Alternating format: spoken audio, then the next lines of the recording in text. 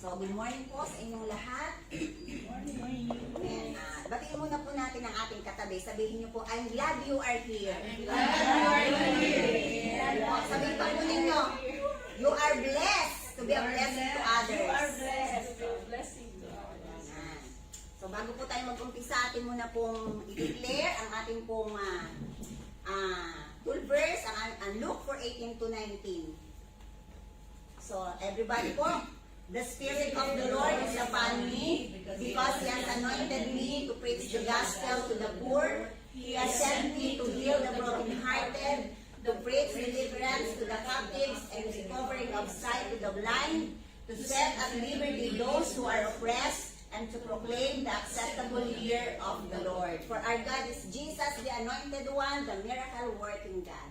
Amen. So, ang aming pong culture, the J1 culture, we have, I am a blessing, I am anointed, I am a deliverer, I am a good follower, I don't destroy, I build, I am not seasonal, I appreciate everyone and everything, I am part of something big, I am partnership with Christ, I am not extreme. Okay. So, sa umaga pong ito, huwag po kayong mabibiglan na ako po yung magsasalita ngayon. At ang ating pong title ay The Purpose of Suffering. I believe po, lahat naman po tayo ay merong mga suffering. Minsan po naririnig ko, sabi nila, akala ko pag ako nag-born again, wala nang problema, wala nang suffering. Yun ang akala mo. Yan. So, ang pag-uusapan po natin yung purpose ng suffering. Ano po? So, sabi po doon sa ating pong verse for today sa John chapter 9 verse 1 to 3. So ito po yung mahabang verse, hanggang doon lang po tayo sa 1 to 3. So now as Jesus passed by, he saw a man who was blind from birth, and his disciple asked him, saying, Rabbi, who sinned, this man or his parents, that he was born blind? Jesus answered, neither this man nor his parents sinned, but the works of God should be revealed in him. So let us pray first po. Hallelujah. Thank you, Jesus. Thank you, Lord. Ama, sa pangalan ni Jesus at sa kapangyarihan po ng Banal na Espiritu, narito po ako sa inyong harapan. Humihingi po ako ng paggabay sa umagang ito. Patuloy niyo po akong turuan, maging ang mga tao, Lord, na makikinig. Open their hearts and their minds, O God, na maunawaan, Lord, ang iyong salita. At hayaan mo, O Diyos, ng iyo pong Banal na Espiritu ang siyang patuloy na manguna sa buhay ko, Lord. Truly, Lord, that apart from you, I can't do nothing, O God. Apart from you, Lord, I am nothing, O Diyos. Kaya, sa umagang ito, Lord, yung Holy Spirit mo, Lord, ang siyang magturo sa bawat isa sa amin, O God. Salamat, Lord. I entrust to you everything, O God, in Jesus' name. Amen and amen. Sige po, palakpakan muna po natin ang Panginoon. Hallelujah.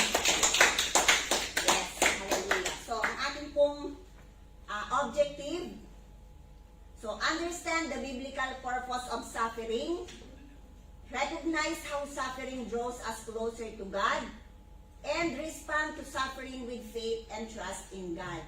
So, maunawaan po natin sa umagang ito kung yung bang suffering na yun ay tungkol saan. So, through biblical, yung ating pinagdadaanan, hindi natin iisipin na yung, kaya ako pinagdadaanan ang part na ito ng buhay ko dahil ako'y pinarurusahan ng Panginoon. So, through biblical purpose, maunawaan natin yon. And then, mare-recognize natin that our suffering draws us closer to God. Gusto niyo po bang mapalapit sa Panginoon? Amen. Lahat po yun gusto ninyo. Gusto natin lahat. And then, respond to suffering with faith and trust in God. Alam ko, meron kayong faith at meron kayong trust sa Lord. Ano po? Okay. So, next po is, ano ba yung tinatawag nating suffering? Ano po? So, sabi po doon sa dictionary yan. An external and usually temporary cause of great physical or mental strain and stress. So, yung iba, pagka na may mga suffering, minsan ay kapag hindi siya masyadong hindi niya ini-entra sa Lord yung suffering, halata mo sa kanya na para bang siya'y pinagtakluban ng lupa't langit, na wala na yung joy sa kanyang mukha. Parang, sabi nung iba, luging-lugi ang kanyang hitsura. Ano? So, yun po yung mental strain and stress. sabi pa nung iba, kaya daw, naman ay parang naririnig ko lang. Madali daw makapagpaputi ng buhok kapag ikaw ay laging stress. Kaya iwasan nyo na yung pagiging may stress. Ano po, kapag may suffering, pero hindi naman na laging ganun. Sometimes, katulad ko, yung nakuha rin. ako pala ang stress sa buhay ng asawa. So, yun po ang ibig sabihin ng suffering. Yes. So, it implies conscious endurance of pain or distress. Minsan yun, may pain din nga naman sa atin. Pero dapat yung suffering, although masakit, matutuhan natin na ikangay meron tayong lesson na makuha. Hindi yung paulit-ulit na lang itong suffering nito sa buhay natin, wala tayong natututunan. Ito ba kapag ka sa school, kapag failed ka dun sa isang subject, pauulit sa iyo, kasi wala kang natutunan, hindi mo to, ikangay walang nangyari. Nandiyan ka lagi, present ka sa subject teacher mo, pero walang natutunan, kaya balik uli. Naalala ko tuloy ang aking asawa. Uy, 5 years. 5 years daw po siya sa high school. Yun daw po ang kanyang minister. Yan. So, ibig sabihin, wala siyang natutunan kaya 5 years. So, sa 5 years na yun, siguro naman may natutunan siya. Ngayon naman ay, kita nyo naman, isang matagumpay na. Okay, praise God. Sa Diyos po ang papuri. Okay, so next, sabi po,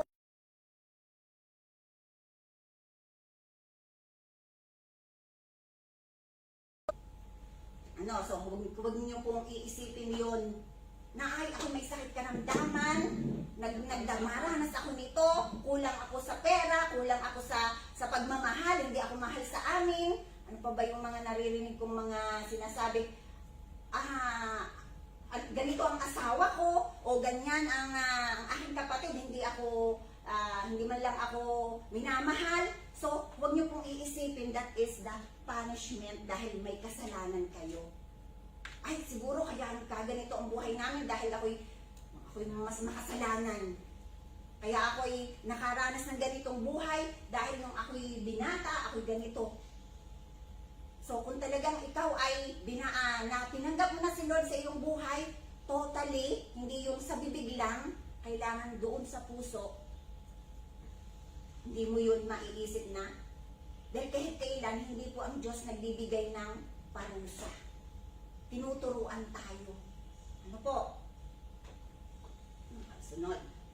So, sa ating pong verse na binasa, doon po sa John chapter 9, verse 1 to 3, so, nakakita si Jesus ng bulag, mula pa ng ipinanganak. So, ibig sabihin, inborn, katulad po nitong aking balat. Ano po, inborn.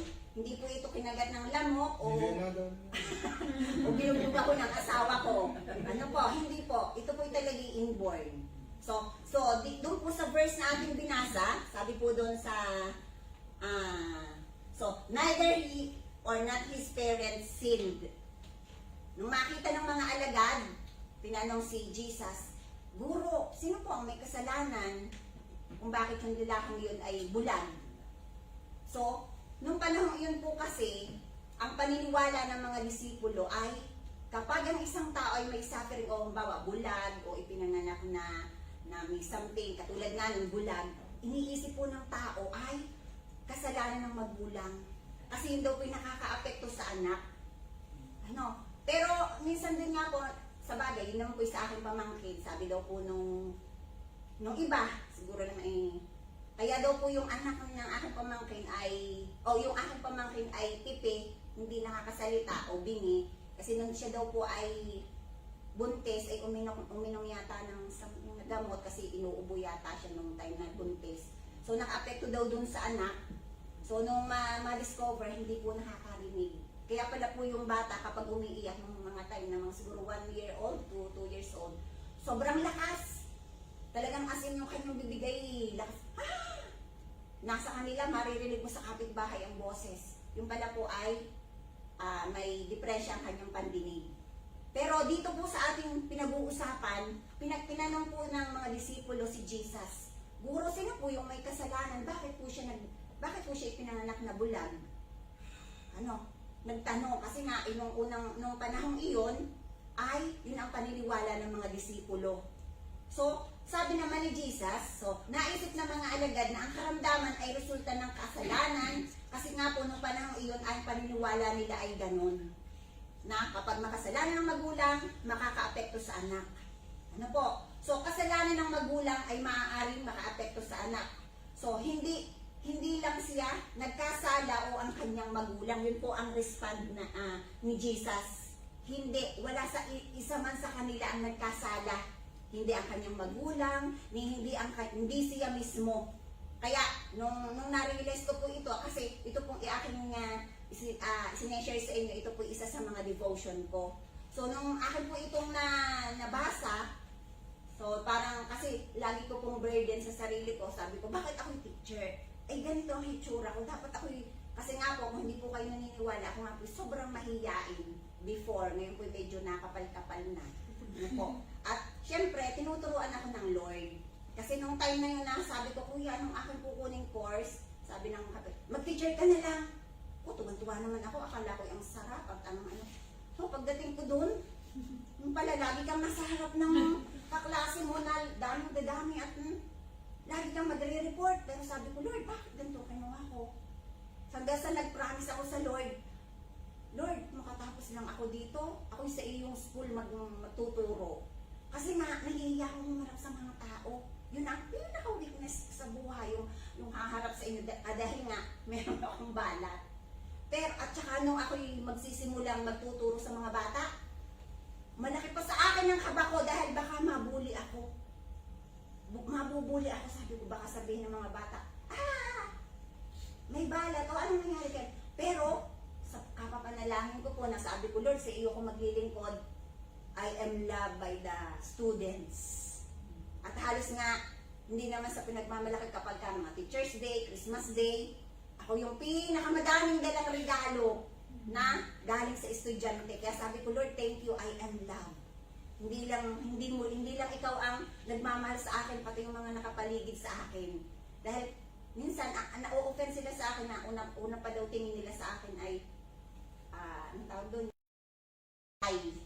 yan, yung yan. Pero pag naano mo na ako, talagang, yun, yung boses ko ang number 1.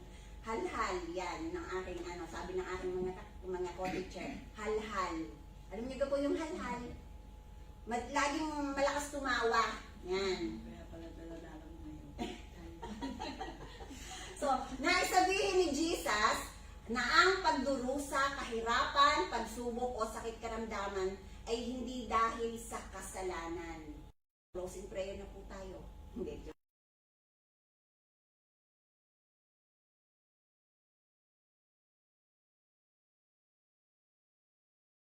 Pero si Jesus po nakakakita sa inyo. Yung laman ng inyong puso, yung laman ng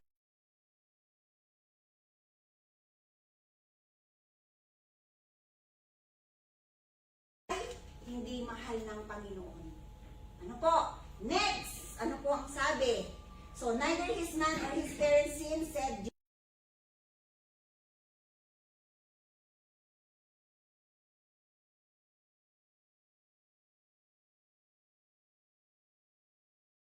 might be revealed in him.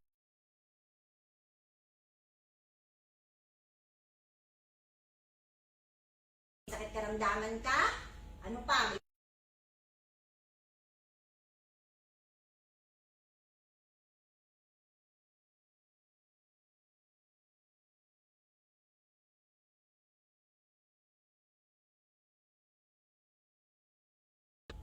Nais lang ng Lord.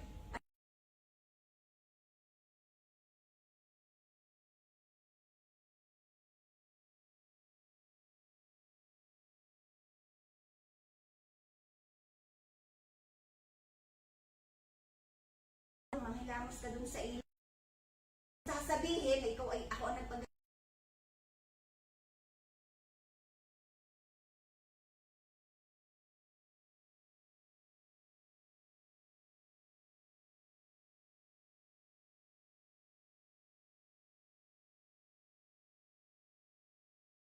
Ay gustong-gusto mong mabago sa iyong buhay.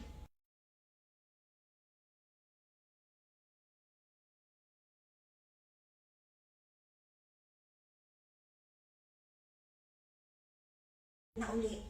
Bakit? Kasi yung sarili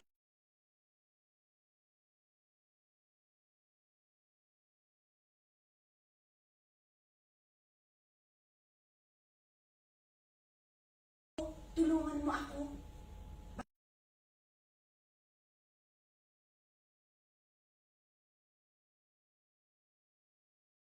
Kasi yung mga sufferings na yan, nais lang ni Lord na sabihin sa iyo na gusto niyang ma-reveal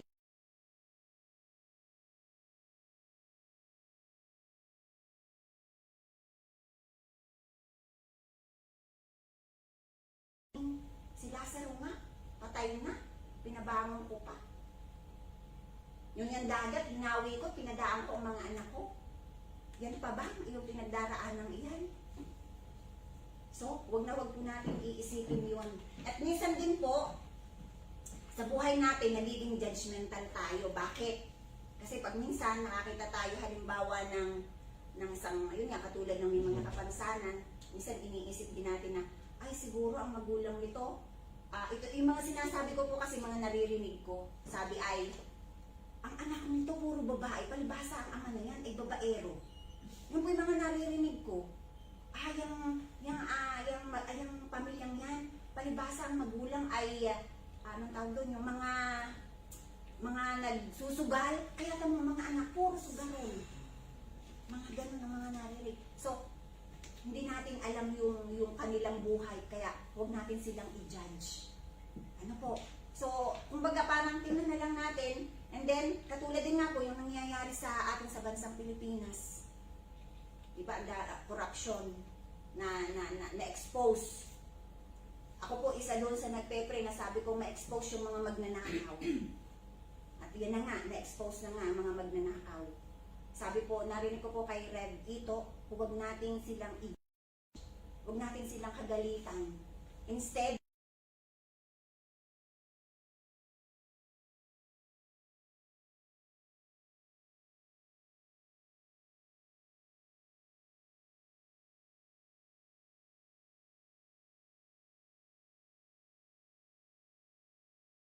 tao ay nalubog sa baha.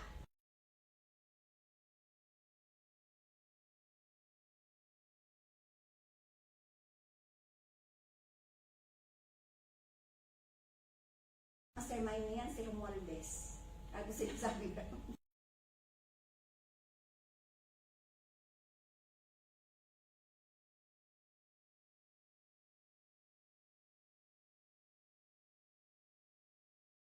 Hindi lang ng ating mga namumuno na ika nga ay minamanage ng ayos.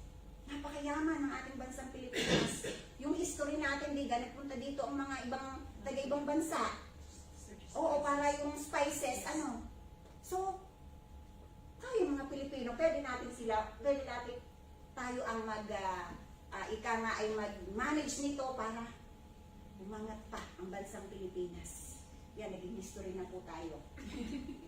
Praise God. And then, always remember po na kahit kailan hindi nagbibigay ng parusa ang Panginoon. Hindi ka pinarurusahan ng Panginoon. Ano? So, every day is a chance na mabago ang isang tao. Every day. Dahil kung iisipin po natin, sa kabila nga po ng mga nakikita nating mga katiwalian, yung mga magnanakaw, na mga holdapper, basta yung mga masama, kung hindi talaga mahal ng Panginoon ang tao, sa isang iglap po, kayang-kayang kunin ng Panginoon ang buhay nila. Pero hindi.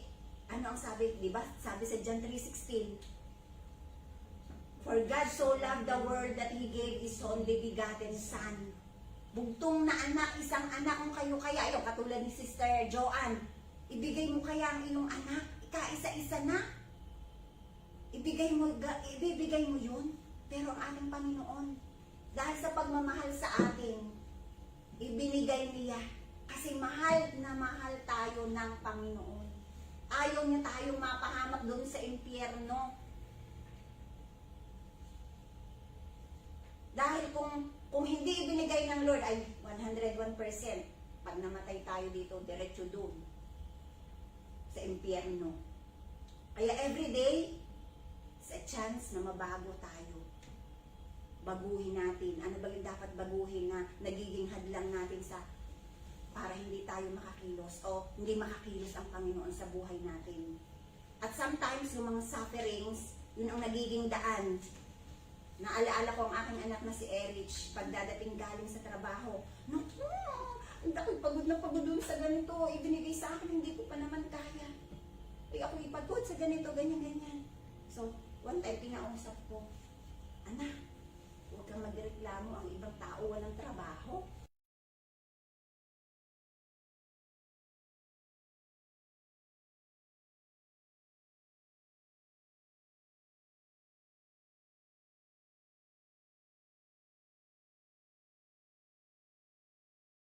O, kung hindi ko man ito kaya sa akin. So, kahit po kanina,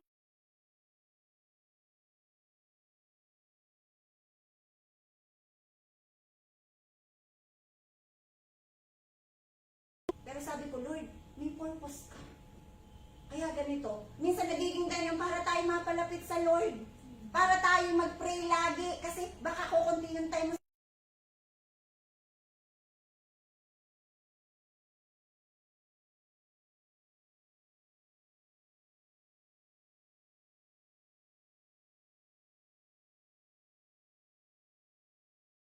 Lord. O, kung ikaw ay nag-aral, Lord, give me wisdom. Eh, di papaalaalahan ka ng Lord. O, anak, ito ay sulatin mo, itong word, o itong letter na ito. Naririnig ko po kayo sa mga nakuha ng board exam. Tinuturuan daw sila ng Lord, o ito, hanggang saan nakapasa naman nila sila. So, prayer lang po. Prayer. Ano? And then, ano pa ang sabi? Sa ating buhay po, kapag may mga pagsubok, hindi nangangahulugan na nagkakasala tayo.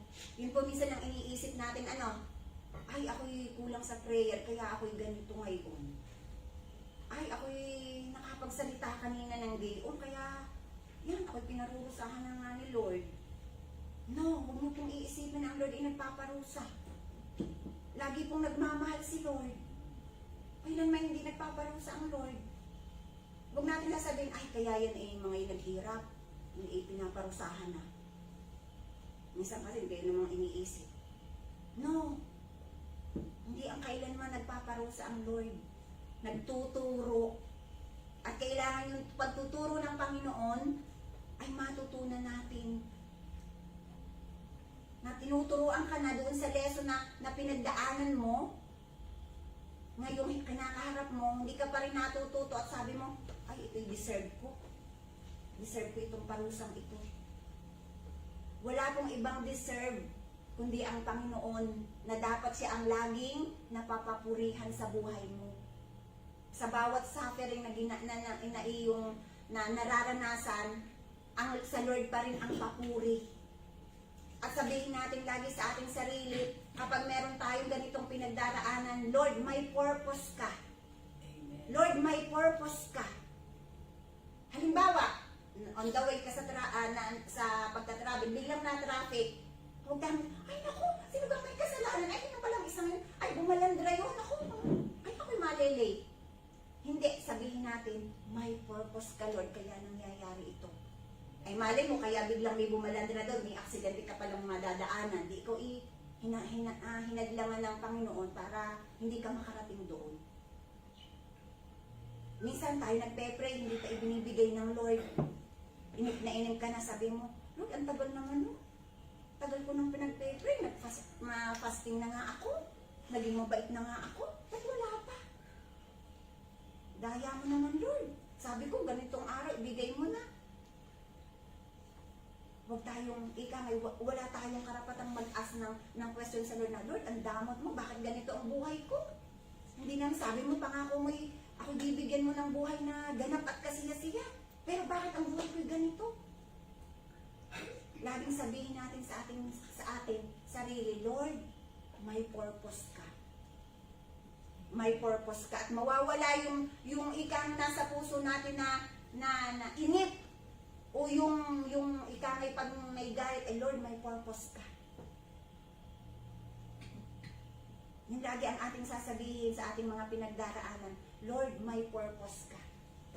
Ano po? So, sabi nga po doon sa Proverbs 17 verse 3, narinig ba yun? Yun. So, sabi po doon, lumipad na eh. Dinagaling sa isa po yung dito at pila, ngunit sa puso ng tao'y si Yahweh ang sumisiyasat. Di po ba para makuha yung tunay na ginto? Dinadalisay muna? Ano? So tayo ganun din. Inihahanda ni Lord ang buhay natin para maibigay yung hinihingi mo. Hindi naman pag sinabi mo, Lord, pahingi ako nito. O anak, iyo yan. Inire-ready tayo. O anak, hindi ka pa ready para ibigay ko sa iyo ito. O nahingi ka ng car. Ay wala ka pa namang lisensya. Hindi ka pa marunong mag-drive. O. Ay baka sabihin mo, Lord, saka na po pag may sasakyan, saka ako mag-aaral.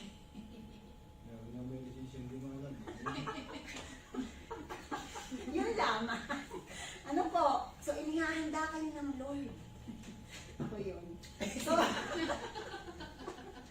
and then, number 3 po, this is more than physical healing. Di ka, pinagaling na nga ng Lord yung bulag. Ano? Pinagaling niya dumura siya doon sa lupa, ikinusko sa mata. Pero, sa ating buhay, hindi lang yun physical healing. Ano po? Bakit? It points to spiritual blindness. Baka tayo ay hanggang ngayon ay nagbubulag-bulagan pa. Hanggang ngayon ay hindi pa natin ika nga ay laging naandidiyan yung alok ng Panginoon, nakaligtasan, alok ng Panginoon. Anak, mahal na mahal kita. Anak, huwag kang lumayo sa akin. Anak, andito lang ako. Ba't di ko ipalayo ng palayo? Spiritual blindness. Ano po naman po dito sa GA1 Perth, lahat ay may liwanag na ng Panginoon. Ano po? Lahat ay si Jesus na. And then, it shows our need to know Jesus, the light of the world. Di pa po sabi sa, ano bang verse yun na, Jesus, John 8:12, sabi ni ay, ako ang ilaw ng sanlibutan. So yeah, when Jesus spoke again to the people, He said, I am the light of the world. Whoever follows me will never walk in darkness, but will have the light of life. So kung sino man ang tumanggap sa Panginoon, nasa sa iyo na din yung liwanag ng Panginoon. At doon sa ating mga previous na tinuro ni Pastor, di ba sabi, dapat tayo nagliliwanag saan man tayo pumunta. Yung liwanag ng Panginoon lagi nating dala. Na hindi pa natin nasasabi na, huy, mahal na mahal ka ni Jesus. Parang nakikita na sa mukha natin na, huy, alam mo, parang tingin ko sa iyo, ikaw ay iba. Parang may kakaiba sa iyo. Ano yun? Ano nakikita mo? Basta may kakaiba. Ang sikreto ko, alam mo kung ano? Si Jesus nasa puso ko. Hindi pa nasasabi, hindi mo pa nasi-share ang word of God, nakikita na sa iyong kilo, sa iyong salita. Kasi nga, meron kang light ni Jesus. Ano, ang sarap kaya no, napagpunta mo doon sa isang lugar na parang ang flashlight na nagbigay liwanag. Ano, hindi mo man nasasalitang, huy, John 3:16, for God so loved the world, ay nakita na sa'yo, oh, may kakaiba ka talaga sa iyo, ano yun? Oo, meron, secret ko si Jesus. At alam mo bang mahal na mahal ka ni Jesus? So yun, doon na nagsimula. Doon na nagsimula yung sharing. Nasabi mo na, ang secret pala nun ay si Jesus. Tatanggapin ko na din si Jesus. Yung palang nakaka-glow ng buhay. Yung palang nakakasaya. Ano? Okay. So, lahat po ng ating mga pinagdaraanan, mahirap man ito o maganda, may plano ang Panginoon at doon natin ituon ang ating focus, yung magandang plano ng Panginoon sa buhay natin. Meron po ba kayong naiisip na, Lord, ito ang magandang plano mo sa akin? Ngayong 2026, siguro kayo ay nag-iisip na ng goal ngayong 2026. Isama ninyo si Jesus sa goal ninyong yun. And I'm sure, makukuha nyo yun at mapagtatagumpayan ninyo. Ano? So, pagtatagni-tagniin ng Panginoon ang lahat ng mga nangyayari sa buhay ninyo, masama man o maganda. Kung mga pinagdaraanan ninyo na, ay, bakit ganito? Ba't ganyan? Parang unfair naman ang buhay. Ako na lang lagi, ganito, ganyan.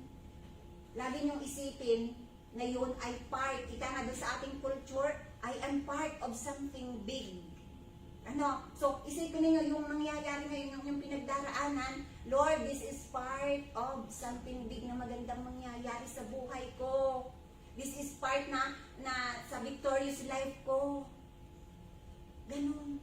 Ang aking nga pong prayer, pagka minsan na, Lord, nasan kaya ako kung wala ka? Nasan kaya ako? Ano kaya ako kung wala ka? Kaya sabi ko nga, pinagtatagni-tagni ng Panginoon. O yun, napangasawa ko ang aking asawa. Kaya yun, naririto ako dahil kung ako kung ako lang, kasi ako'y takot sumakay ng eroplano. Never na never ko talagang pumasok sa isipan ko na ako'y sasakay ng airplane. Pero, dito ako ngayon. At hindi din pumasok sa isipan ko na ako'y matuturo sa inyong harapan ng ganito kasi ang tinuturoan ko ng mga estudyante. Kaya sabi ko nga sa Lord, magtuturo ako. Magigising ako sa gabi, Lord, magtuturo ako. Sabi naman ng Lord, ay ano ngayon? Lagi ang tanong, minsan ako manood ng TV, man napapasiisip ko, Lord, magtuturo ako. Hanggang kaninang umaga, sabi ko, Lord, magtuturo ako. Hanggang sabi na yung asawa nung nagpunta doon sa kapitbahay at merong barbecue, tinanong daw siya, ay nasa si Mare. Sabi daw niya, ay nagtuturo, nag-aaral at may turo yung bukas. Sabi ko, ay kung di nag-aaral, sabi ko, oo, nag-aaral na ako. So, talagang napakaganda ng plano ng Diyos sa buhay natin. Diba, sabi sa Jeremiah 29 verse 11, ano ang sabi doon? Ano? May? Ano ang sabi? Ayun, my plan for you is to prosper you and not to harm you. Plans to give you hope and a good future. So yun ang maganda natin laging iisipin. Lord, hindi yung, iyak na, pinagtakluban na daw siya ng lupa at langit, lahat na daw igalit sa kanya. No. Lagi mo sabihin, Lord, magandang plano mo sa buhay ko. Ito'y parte ng magandang plano sa buhay ko. Hindi ito nangangahulugan ako, hindi mo mahal. Ano po, kahit ako'y may natututunan. Natututunan po kayo. So, ang ating pong conclusion, so knowing Jesus brings spiritual transformation and blessings that go beyond physical healing. Amen. Yan, transformation. Ang pagkilala kay Jesus ay nagdudulot ng pagbabagong espiritual at pagpapala na higit pa sa physical na pagpapagaling. Transformation. Ano? So, kailangan natin talaga na matransform. Huwag naman yung transform into mga hero. So, matransform tayo sa bagong buhay. Na lalo pang paganda ng paganda, pabuti ng pabuti. Ano? Pabanal ng pabanal. Paangat ng paangat. Ay, ang lagi kong iniano sa aking sarili, every prayer, Lord, salamat. Ako'y palusog ng palusog at pahaba ng pahaba ang aking buhay. Lagi kong idinideclare yung magagandang bagay na gusto kong mangyari sa buhay ko. Ako'y palakas ng palakas. Ano po? Kayo ka po yung may natutunan. Sige po, pumalakpak nga po kayo sa Thank you, Lord. Let us pray po. Hallelujah. Thank you, Lord. Sa umaga pong ito, Lord, kami po yung nagpapasalamat, Lord, sa inyong pong salita, Lord, na amin pong narinig ngayong umagang ito, O Diyos. Lord, ano man pong pinagdaraanan ng aking mga kapatid na ito sa umagang ito, sa kanila pong buhay. Lord, kayo nakakakilala sa kanila. Kayo nakakakita sa kanila kung gaano, Lord, sila willing, Lord, na mabago ang buhay. Kung gaano, Lord, sila, Lord, na ando doon na makasunod sa kalooban mo, O God. Lord, tulungan mo po ang bawat isa, O God. Kung may mga pinagdaraanan, sakit karamdaman, o ano man, Lord, na problema, Lord, kayo po ang siyang patuloy na mag-comfort sa kanila. Kayo po, Lord, ang patuloy na kumilos, O Diyos, na makilala po kayo, Panginoon nila, Panginoon, sa pamagitan, Lord, ng mga pinagdaraanan nila, O Diyos. Na sa kanila pong mga pinagdaraanan yun, kayo pa rin, Lord, ang mataas sa kanilang buhay. Increase mo po, Lord, ang kanilang faith, O God, sa iyo, Panginoon. Dahil lagi ka, Lord, may magandang ginagawa sa buhay nila, Panginoon. At Lord, hindi lang traditional na every Sunday na dito kami sa church, Lord, para magkita-kita, Panginoon, kundi, Lord, yung desire ng puso namin, Lord, na every Sunday, o hindi lang every Sunday, ikaw ay aming kausapin, ikaw ay aming papurihan, ikaw ay aming, Panginoong, unahin sa buhay namin, O Diyos, sa kabila, Lord, ng kabisihan namin, O God, sa mga bagay, Lord, ng aming buhay. Ikaw pa rin, O Diyos, ang laging nandiyan, O God. Tulungan mo kami, Ama, sapagkat hindi namin kaya, Lord, na mabago ang buhay namin. Hallelujah, hindi, Lord, sa iyong awa, sa iyong habag, Panginoon. Hallelujah, salamat po, O Diyos. Samahan mo pa po muli kami, O Diyos. Hallelujah, sa mga araw, Lord, sa mga araw at sa mga linggo at sa mga buwan, Panginoon, taon na darating sa buhay namin, O God. Na kayo, Panginoon, ay manatiling naka-enthroned sa aming mga puso, O God. Hallelujah. Salamat, Lord, na marami. I-bless mo, Panginoon, ano man po ang dalangin ng puso ng bawat isa, O God. Hallelujah. In Jesus' name. Amen. Sisimulan ko na po. Ako po ay nagpapasalamat, pinapasalamatan ko po ang ating Panginoon sa walang sawang pagbabay na sa amin, sa kapatid ko po. At kung last time po, nag-share po yung kapatid ko ng journey niya na for the very first time, na-conquer niyang mag-isa yung mag-travel from Philippines going here by herself. Ako naman po is na-conquer ko po yung takot ko na mag-drive mag-isa from my place is going to airport ko for the first time. Nagawa ko po siya just para lang po masundo yung kapatid ko. Kabado 20 po ako that time kasi po first time ko hindi ko po alam yung kasi may malaking roundabout po doon eh. So sabi ko nga po, God, please guide me kasi hindi ko po alam. Baka po kung anong maikot ko, Terminal 1, Terminal 2. God, guide me to use the Google Map. And also po, yun po, tunay nga po na as long as we acknowledge Him and ask guidance from Him, He will give the victorious way. And salamat din po dahil po, although nag-celebrate po kami ng kapatid ko together here sa Christmas at yung family po namin is nasa Malaya, nasa Philippines po, pero through this technology, FaceTime, video call po, at least na-feel pa rin po namin na we are united during the Christmas. So, glory to God. Praise God po, first time ko po mag-testimony talaga ngayon. And gusto ko lang po talaga mag-thank you kay Lord kasi bago po ako umuwi, ako po kinakabahan talaga kasi ako po nag-aaral dito. Ang grandpa ko po at ang grandpa ko ay nakatira na po talaga dito ever since. At ako lang po kumuha ng student visa dito para tapusin yung course ko, civil and structural po. Ngayon po, yung grade ko po sa CAD, advanced CAD, tsaka basic CAD, hindi pa po siya lumalabas. So, bago po ako nagpaalam sa school, sabi ko po, tatapusin ko po, mag-advanced learning na lang po, ganyan, bago ko po matapos. So, bago ko po mapabook yung flight ko, bago ko po ipabook dun sa ate ko, pumasok po ako kahit hindi ko po klase, pumapasok po talaga ako sa school nun para tapusin yung AutoCAD ko, kahit Sabado po, ganun. Ngayon po, bago ko po may pasa, edi kinakabahan po ako, nakabook na po ng 14 po ata. 14 po ba yun?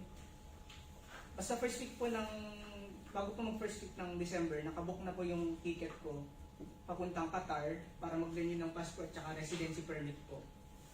Ngayon po, sa sobrang worry ko po, hindi po ako nag-e-enjoy dun talaga. First week ko hindi po ako nag-e-enjoy dun kasi nga wala pa yung grade ko. Ngayon po, inopen up ko po sa daddy ko. Sabi ko, hindi ko po lumalabas yung grade ko sa basic CAD. Pero sa lahat ng unit, lumabas na sa advanced math, sa basic calculus po ganun. Lumabas na po lahat. Ngayon po, kami pumunta sa church, may Thanksgiving po. Kami uma-attend doon. Part po ako ng worship team doon sa J1 Qatar din at technical. Ngayon po, nagsama-sama na po dyan, di na po ako mapakali kasi tinawag din po ako mag-testimony ng aking nanay po, which is ang asawa ni Reverend Zion. Siya po ang leader namin, spiritual leader. Tinawag po ako. Ngayon po sinabi ko na okay naman po ang stay ko dito sa Australia. Sa una nag-adjust pa po ng 3 months ganyan. Na-miss ko po yung magulang ko. And then, after ko po mag-testimony, nagpunta po ako ng CR. Check ko po yung email ko, wala po pong nag-email. Ngayon po, after nung Bible study, nung AG po, doon sa amin, nagpa-pray po ako sa pastora namin, si Pastora Lorraine, Pastora rin, na sana po ma-release na yung grade ko. Kasi pag hindi ko na-release yun, hindi po talaga ako pasado this semester. Ngayon po, nag-mall po kami ng daddy ko. Naglalakad po kami, sabi ko, Dad, pag di po pumasok ako ganyan, nag-doubt na ganyan. Doon na po pumasok yung topic ni Mami Oy na about sa suffering. Nagka-suffer po ako kasi puno-puno na nagka-conclude na ako na baka hindi ako pumasa, baka ganito ganyan, nakakatakot. Ngayon po, kung naglalakad kami, nag-email po yung teacher ko na pasado na daw po ako at next semester na daw po and naka-archive na daw po lahat ng grade ko. And first grade po, ayun, ako po yung pasado.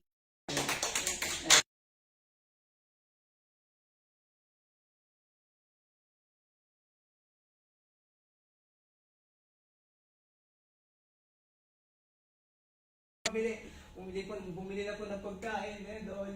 And praise God po, bago mag-birthday yung mami ko and daddy ko, talo po kami. And ayun lang po, praise God. Lord, thank you for this day. Thank you for successful service, O Lord. Thank you for all the people that you use. Thank you for your maraming salamat po sa anak nyo na ginamit nyo po, Lord. Which is si Tita Oyo, na ginamit nyo po na discuss ang yung words, O Lord. Maraming salamat po sa buhay niya, O Lord. To all the leaders, O Lord. Bless them, O Lord. To her family, O Lord. Patuloy niyo po silang i-guide and i-bless, O Lord. Ilan niyo po sila sa mga gawain ng kalaban. Ilan niyo po. At bless niyo po sila, O Lord. Give them thousands of angels, O Lord. Especially to all the leaders, O Lord. Sa lahat na nag-attend ng church na to. To all the people who attended the church, O Lord. Give them the divine protection and travel mercy, O Lord. Kung paano niyo po kami denied, O Lord, this pagpunta, O Lord, ganun din po pag-uwi, O Lord. Maraming salamat, O Lord. Thank you for the successful and blessed service today, O Lord. To our food, O Lord, we pray and we partake, O Lord, na magsilbing siksik at liglig. Tumaako ang blessings, O Lord, sa aming katawan, ang kakainin namin, O Lord, sa araw na ito, O Lord. Maraming salamat, O Lord, as we close this service, O Lord. Bless us and guide us, O Lord. Send us the thousands of angels, O Lord. Itabi niyo po kami sa inyong likuran, O Lord, and give us the most precious blood of Jesus, O Lord. Maraming salamat, O Lord. We praise you and we glorify you, O Lord. In Jesus' mighty name we pray. Amen. Amen. Itaas po natin ang ating kamay. The Lord bless you and keep you, and the Lord make His face shine upon you and be gracious to you. The Lord turn His face toward you and give you peace. Thank you, Lord. In Jesus' name, amen. Amen. Praise God. Hallelujah. Yes po, brother and sister in Christ. Let's sing for our closing song. As we sing this song, I want us to have this joyful and thankful heart for this victorious service po.